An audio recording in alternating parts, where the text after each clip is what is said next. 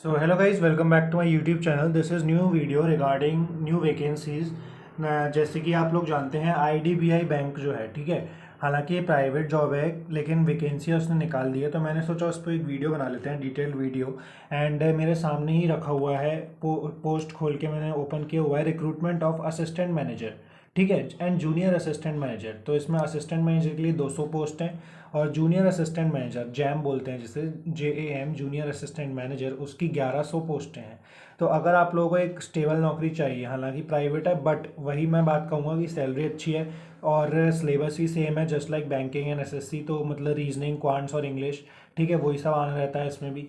और अगर मैं बात करूँ तो मेरे को सीनियर फ्रेंड्स हैं, उनने भी ये देते थे, हालांकि उनका भी IPS PO में सिलेक्शन हो गया है, बट उससे पहले वो भी IDBI जैम का देते थे। और अगर आप लोगों को देना है तो आप लोग दे सकते हैं। इसकी सैलरी भी काफ़ी अच्छी है, 6 लाख पर ईयर है, तो उस हिसाब से 50,000 हो गई है ना पर मंथ।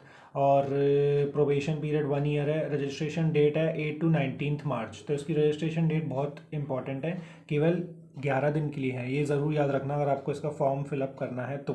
ओनली 11 डेज़ के लिए आपको समय सीमा मिलेगी। अगर मैं अपनी बात करूँ, मैं भरूँगा क्या इसको, तो मैं तो नहीं भरूँगा, क्योंकि मेरे को प्रॉपर एक गवर्नमेंट जॉब चाहिए। सेमी गवर्नमेंट भी नहीं चाहिए, जैसे ये सेमी गवर्नमेंट है, इसमें 50% स्टेक गवर्नमेंट होल्ड करती है, LIC होल्ड करती है एक्सेट्रा, वो सब नहीं पता, बट गवर्नमेंट जॉब चाहिए मुझे, तो ये तो मैं नहीं भरने वाला।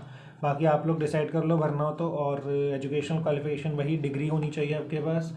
एज रिलैक्सेशन है, SC ST के लिए 5 साल है, ठीक है। एज लिमिट इसकी 20 से 25 साल ही है, ये भी याद रखना। अपर एज लिमिट केवल 25 साल का ही भर सकता है, उससे ऊपर का नहीं भर सकता कोई भी। और SC ST के लिए फ़ीस लगेगी 250। बाकी अदर कैटेगरीज के लिए फ़ीस, फॉर्म फीस भी बहुत ज़्यादा है, 1050 रुपये।